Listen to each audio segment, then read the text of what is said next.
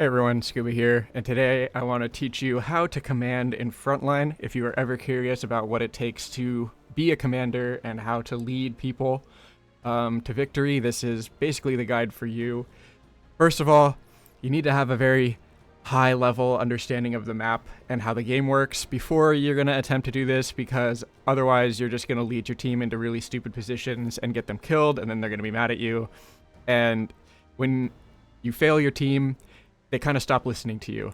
And if you fail them too many times in too many different games, they're probably just going to think that you're really annoying and you just need to shut up. I've had that happen. There's been a few where I'm like, all right, I have a commander, awesome, let me follow this guy.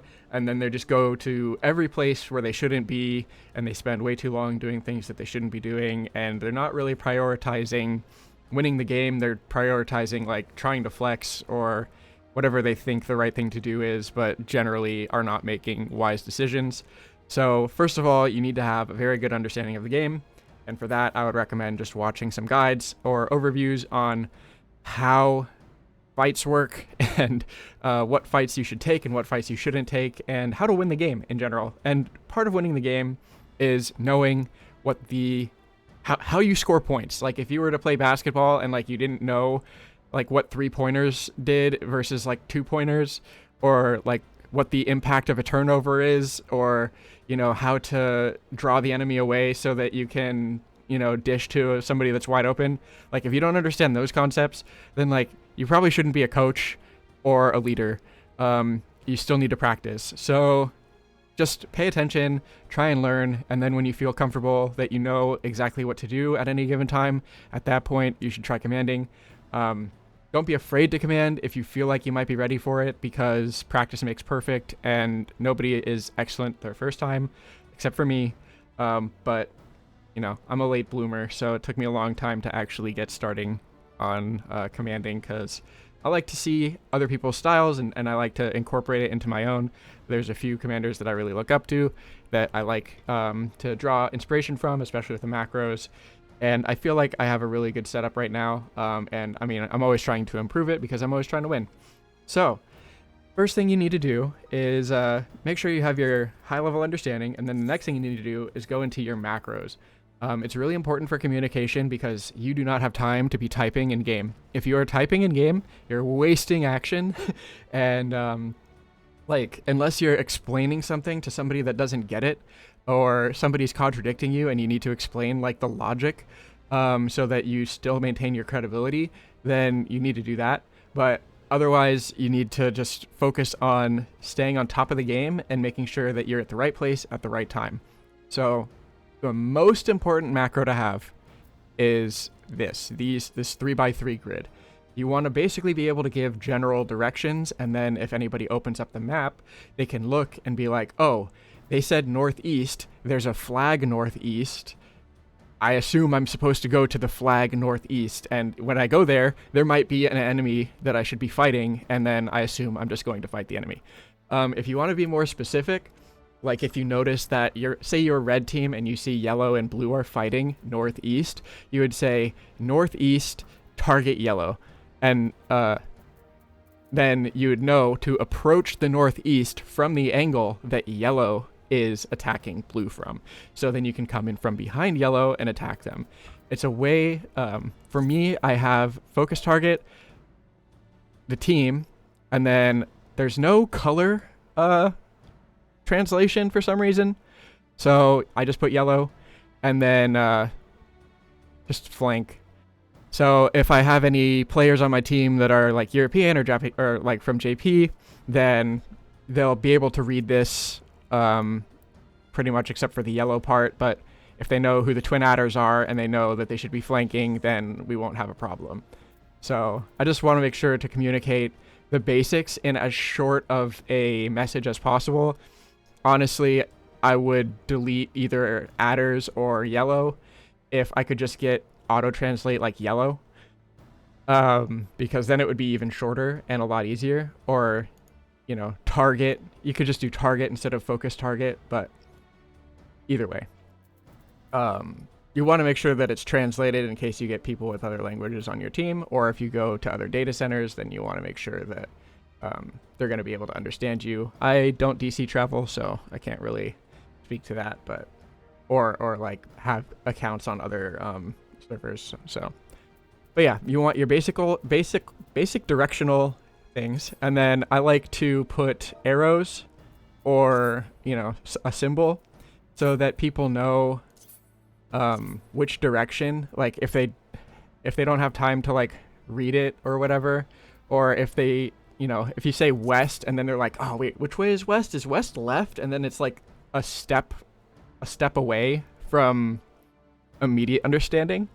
I find that the directional arrows make it a lot more clear. So you don't have to like do that level of translation between west means left if you're looking at the map and east means right. You don't but whatever. Basically, you have your cardinal and then your inner cardinal, and then you just say like which way that is, and then you have the team that you're going to prioritize. The next macros that are the most important are whether you're being flanked or attacked by an enemy who's coming up from behind you. So I just have the enemy is near, avoid attack, because there's the common conventions in Frontline is to call that a pinch. But there's no translation for pinch. There's flank. You could say flank, attack, be careful, or something like that. But I find that the enemy is near, avoid attack is as concise as I can put it in order to, and it has the sound effect, a negative sound effect that announces to the whole alliance like, don't do that, run away. And then I have one for overextending, like if we're going too far, if we've chased into the enemy territory and I can tell that everybody is like chasing for kills instead of, paying attention to the rest of the game because we want to fight and we're just steamrolling, but then you just always see one more person, and then you just keep chasing deeper and deeper in their territory, and suddenly you've missed 3 flags and you're overextended, and then their respawners come in from behind you, kill you, and you've lost all of your progress and battle high that you just gained. So it's important to be able to pull your team back in order to get them to return to you and not die. Death is basically what's going to lose you every game. So if you can avoid dying, then you have a high chance of winning. If you're really uncomfortable with Frontline as a general player and you're not really interested in commanding, I would just say, honestly, if you're dying like more than 5 times or 4 times in a game without getting return kills or assists or really anything, you should probably play a lot more carefully and just ride the game out and let it resolve, because your deaths are giving the enemy a major advantage. So avoiding dying is really important. So I have, we're too far, look at the map, see where you are, figure out how to escape. This is communicating all of these concepts in a very short way. So it's like, if you're going way too far and like you just need somebody to remind you, hey, look at the map and return to where you should understand to go. Like it should be very obvious if you look at the map state, the game state, check the score, those kind of things. You should be able to figure out where you're going.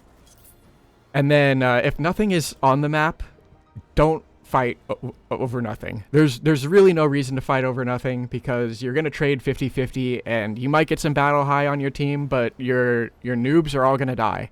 So you have to care about your pawns as well.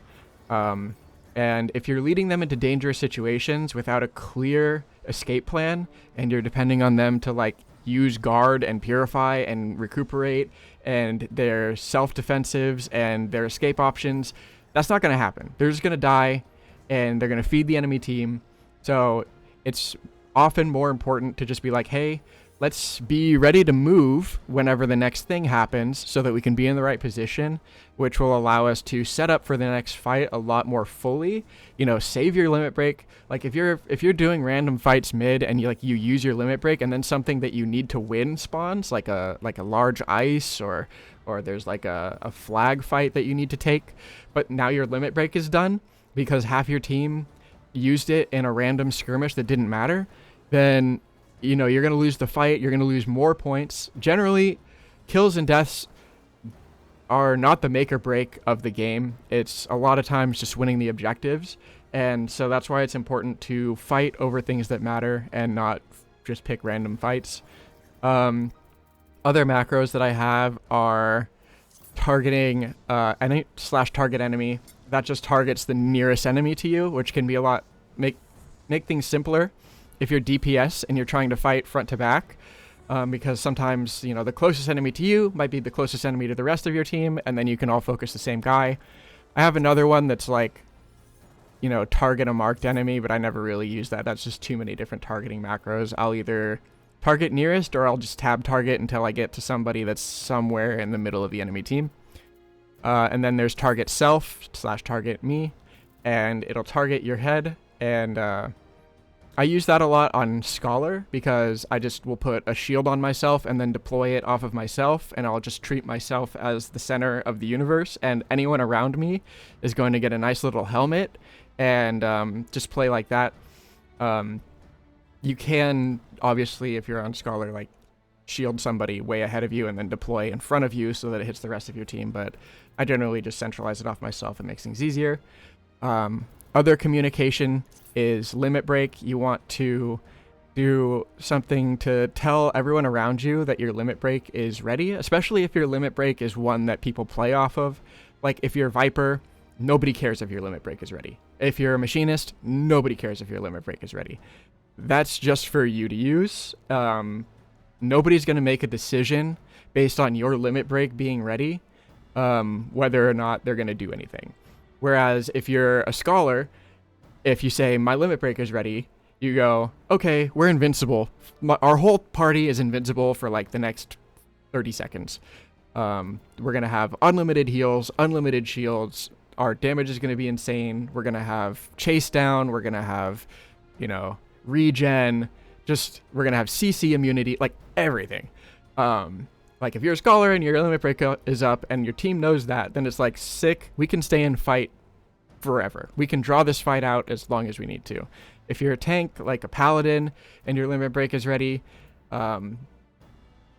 some people might want to know about that, but really it's kind of for you, because you can just limit break and then cover an ally and then take no damage for either of you, which is pretty awesome.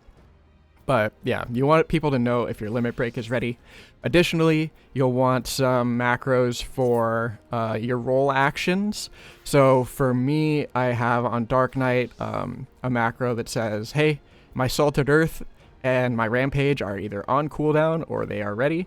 So if they're ready, it just says time remaining and there's nothing. And then if it's not ready, then like, it's on cooldown, so it'll just it'll say what the cooldown of each one is, which is really important for Dark Knight because people need to know why you're not fighting. Because if you are in game and if you're in game and you're marking yourself and the enemy is like right in front of you and you're just kind of like waiting over here, people get anxious and they want to do something, so they might run up and do something stupid. So if you go, hey, I'm waiting because my Salted Earth has 5 seconds remaining on it and then I'm gonna go in, or hey, I'm waiting because my Rampage isn't up yet, and they're all right there, they're gonna keep pushing up. Like, they're not going anywhere. They see us, they want to fight us too. So just hide around a corner, put TBN, dive in, Rampage, Salt, pull, stun, AoE, like, back out. That really helps. And then think about other macros that your jobs might be using. Like if you're on Bard and you want to have, and you have a commander on your team, then you want to mark, you can go into your party window, and if you click on somebody's name, you can move them up or down using these arrows, and you can set them to the second position in your party. That's what I usually do. Or you can use a focus target macro, which I have for Guardian on Paladin. So if I have a Dancer, I'll focus target my Dancer, and then when I dive in, I'll Guardian back to my Dancer and protect them from dying, because Dancer is using the dance, the circle one, the big AoE, and they're really vulnerable when they're doing that because they can't do anything. They can't dash, they can't use heal, they can't use purify, they can't use guard, they can't do anything. So it's really important for you to protect them so that they can get their full damage off without dying. Because if they can get their full damage off after you've done, like Rampage and then Sheltron, like you're gonna win that fight 9 times out of 10. So it just kind of depends on the situation where you might use the ability on a partner. And it also comes down to, like, do you trust your partner? Do you think that they're a good enough player that they're worth protecting? Because a lot of people, like, they just don't know how to align their engage with their team. So if you have somebody that doesn't really know what they're doing, then you really need to, like, handhold them for that part of the process. So the other thing is I have guides for every map, which tells you, killing, like in Shatter, for example, kills are worth more than deaths, so it's worth it to go for kills. If nothing is going on, as long as you trade 1 for 1, you'll come out ahead a little bit. If you trade 1 for 1, it's going to be even because you'll gain 8, they'll gain 8, you'll lose 5, they'll lose 5. Kills will eventually add up over time because kills are worth more than deaths. So... and then also what the point values are. So like I said about the basketball thing, if you kill a large ice, 100% of it, you get 200 points. If you kill a small ice, you get 50 points. But if the enemy, that's why I have about 200, because if the enemy hits your ice, they're going to get a portion of your ice based on the damage that they do. So it's not a guaranteed 200 unless you get 100% of the damage on it. And you'll also, when small ice is up, it's important. Like, think about stuff that a new player assumes they have no idea what's going on. If small ice is showing up, at least they'll know that there's a priority for that. And then a quick explanation about how Battle High works is always helpful for new players.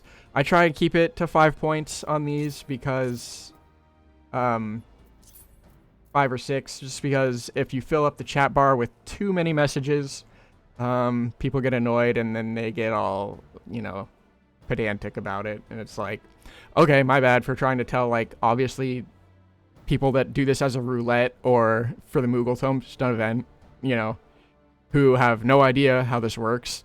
Sorry for telling them how it works. My bad.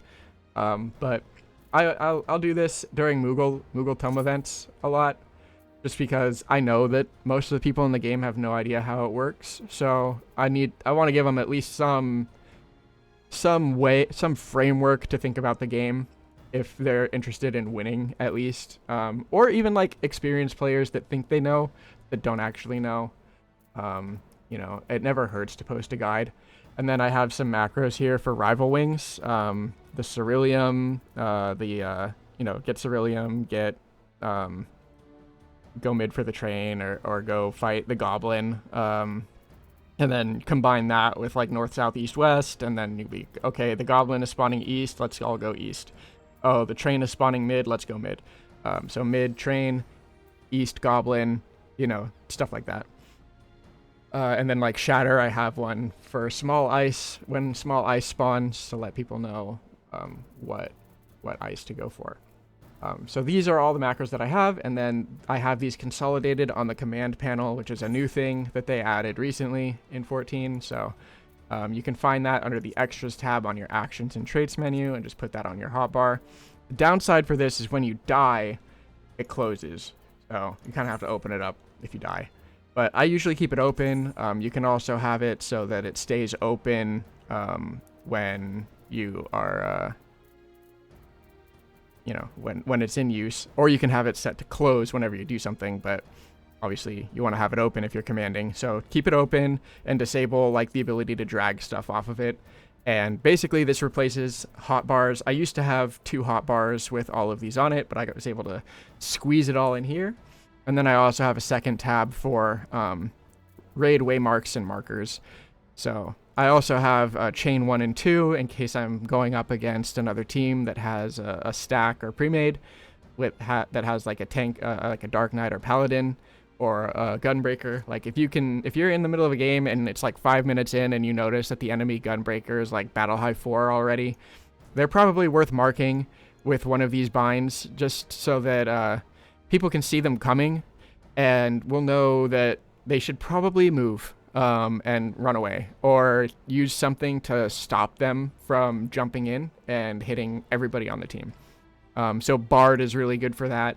If you're a Bard and like you see that there's an enemy Dark Knight or a Warrior or Paladin, whatever, you should be trying to knock them back, bind them with repelling shot or silence them either before or after they dive in on you so that they can't do their full combo all at once, stuff like that. But yeah, basically the gist of it is just look at the map, figure out who has the most points, where the flags are spawning, take a look, see, are they fighting anybody? Is there an angle that I can attack them where I'll be approaching them from the other side so that it'll be a 2v1? Because Frontline isn't really about doing 100-0 on anybody. Like, unless you're a ninja and you can just do a full burst and then finish somebody off with like your LB or smite at the end,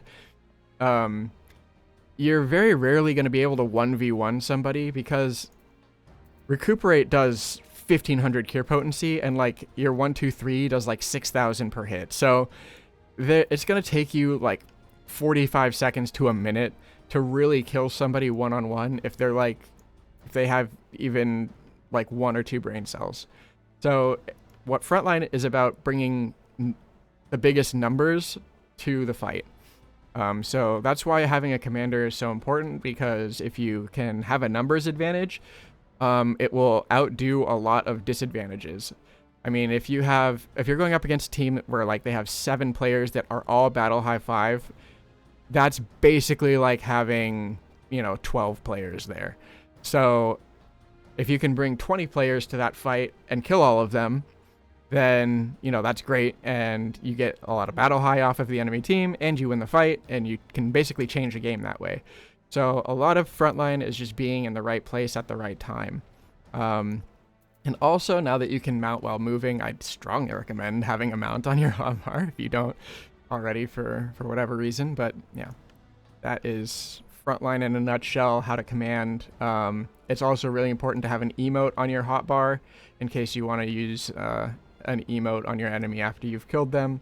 I think that's really important. So yeah, if they didn't want you to do that, they would disable emotes in the game mode. That's my opinion. So just don't be afraid to do it, but make sure you know what you're talking about if you are going to command.